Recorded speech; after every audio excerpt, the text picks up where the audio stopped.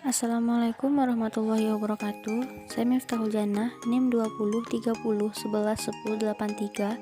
Pada kali ini saya akan membacakan materi tentang Al-Makki dan Al-Madani. Pengertian Makkiyah dan Madaniyah. Pertama, dilihat berdasarkan tempat turunnya. Makkiyah adalah semua surat atau ayat yang diturunkan di wilayah Mekah dan sekitarnya. Sedangkan Madaniyah adalah semua surat atau ayat yang diturunkan di Madinah. Yang kedua, dilihat dari segi masa nuzulnya. Surat atau ayat bahwa surat Makkiyah adalah suatu surat atau ayat yang diturunkan sebelum Nabi Muhammad hijrah, meskipun turunnya di luar Mekkah. Sedangkan Madaniyah adalah surat atau ayat yang diturunkan sesudah Nabi Muhammad hijrah, meskipun turunnya di Mekkah. Yang ketiga, dilihat dari bahan pembicaraannya. Makkiyah adalah ayat atau surat yang memuat cerita umat dan para nabi terdahulu. Sedangkan Madaniyah adalah ayat atau surat yang berisi tentang hukum hudud, faraid, dan sebagainya. Yang keempat, dilihat dari kitab atau sasarannya. Makkiyah adalah surat atau ayat yang diturunkan untuk ditunjukkan kepada penduduk Mekah. Sedangkan Madaniyah adalah surat atau ayat yang diturunkan untuk ditujukan untuk penduduk Madinah. Berdasarkan rumusan di atas, para ulama bersepakat bahwa setiap ayat atau surat yang dimulai dengan relaksi dikategorikan Makkiyah, karena pada masa itu penduduk Mekah pada umumnya masih kufur. Sedangkan ayat dan atau surat yang dimulai dengan wahai orang-orang yang beriman dikategorikan sebagai Madaniyah. Batasan Makkiyah dan Madaniyah. Adapun mengenai batasan sebuah surat disebut Makkiyah ataupun Madaniyah, terdapat perbedaan pendapat di kalangan ulama.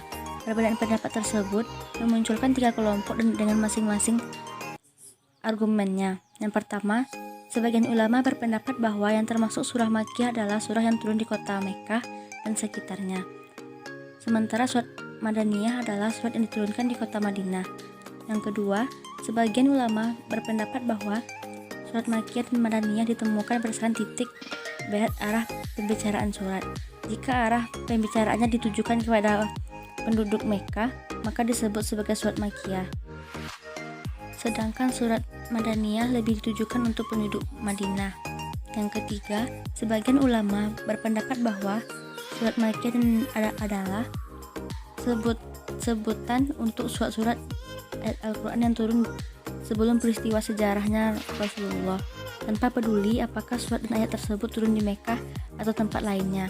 Sedangkan Madaniyah dipakai untuk menyebut suratan ayat yang turun setelah beliau hijrah, walaupun turunnya di Mekkah.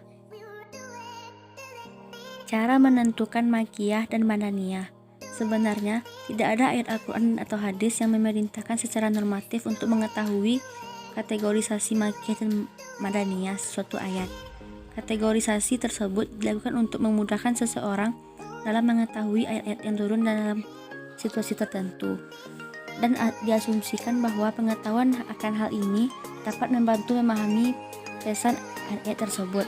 Untuk menentukan status Makkiyah dan Madaniyah suatu surat atau ayat dalam Al-Quran yang digunakan 2 pendekatan, yaitu pendekatan periwayatan dan pendekatan qiyas atau analogi.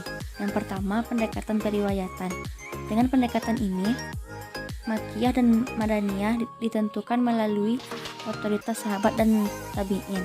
Yang kedua, pendekatan qiyas atau analogi. Dengan pendekatan ini, Makkiyah dan Madaniyah ditentukan melalui analogi yang bertolak dari ciri-ciri khusus Makkiyah dan Madaniyah itu sendiri, sehingga pendekatan ini bersifat ijtihadi. Ciri-ciri Makkiyah dan Madaniyah. Ciri-ciri khusus Makkiyah dan Madaniyah sebagai berikut. Pertama, Makkiyah, yaitu di dalamnya terdapat ayat sajadah. Yang kedua, ayat-ayatnya dimulai dengan kata kal. Yang ketiga, dimulai dengan ungkapan ya ayyuhan nas, dan tidak ada ayat yang dimulai dengan ungkapan ya ayyuhalazina, kecuali dalam surat Al-Hajj ayat 22. Yang keempat, ayat-ayatnya mengandung tema nabi dan umat terdahulu. Yang kelima, ayat-ayatnya membicarakan tentang kisah Nabi Adam dan iblis kecuali surat Al-Baqarah. Yang keenam, ayat-ayatnya dimulai dengan huruf-huruf terpotong seperti Alif Lam Mim dan seterusnya kecuali surat Al-Baqarah dan Al-Imran. Yang kedua, Madaniyah. Yang pertama, mengandung ketentuan faraidi atau had. Yang kedua, mengandung sindiran-sindiran terhadap kaum munafik kecuali surat Al-Ankabut. Yang ketiga, mengandung uraian tentang perdebatan dengan ahli kitab. Urgensi mempelajari Makkiyah dan Madaniyah. Para ulama tertarik menyelidiki surah-surah Makkiyah dan Madaniyah. Mereka meneliti dari berbagai aspeknya, sesuai dengan ashab nuzulnya. Lebih dari itu, mereka juga menaruh perhatian dari aneka segi kajian dan tidak ketinggalan juga mengenai surah-surah Makkiyah dan Madaniyah. Dengan meneliti karakteristik dari surah-surah yang turun di tempat yang berbeda, maka akan diketahui sifat dan karakter surah itu. Dengan demikian, akan diketahui pula adalah yang dikembangkan oleh Rasulullah. Dengan meneliti surah-surah Makkiyah dan Madaniyah, akan diperoleh gambaran mengenai cara penanganan umat Islam saat ini. Dalam menggali nilai kandungan surah, maka seorang musafir akan membandingkan bobot antara surah Makkiyah dan Madaniyah.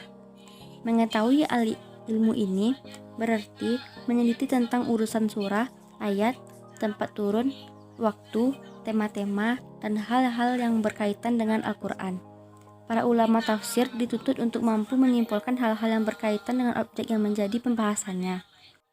Mereka sampai pada saat suatu batas penelitian dan memperoleh hasil-hasil, mereka mendapatkan bahwa surah-surah Makkiyah ternyata memiliki ciri-ciri tersendiri, juga ciri-ciri surah Madaniyah. Walaupun di sana terdapat berbagai penjelasan mengenai alur-alur ciri-ciri yang dianggap tidak begitu pas. Di dalam Al-Quran terdapat surah-surah yang menjadi ajang perbedaan ulama. Satu pendapat mengatakan surah Madaniyah, sekelompok lain mengatakan surah Makkiyah. Sebenarnya, keragaman perbedaan ini menunjukkan nuansa cakrawala yang sangat luas mengenai pengkajian Makkiyah dan Madaniyah. Sekian dari saya. Assalamualaikum warahmatullahi wabarakatuh.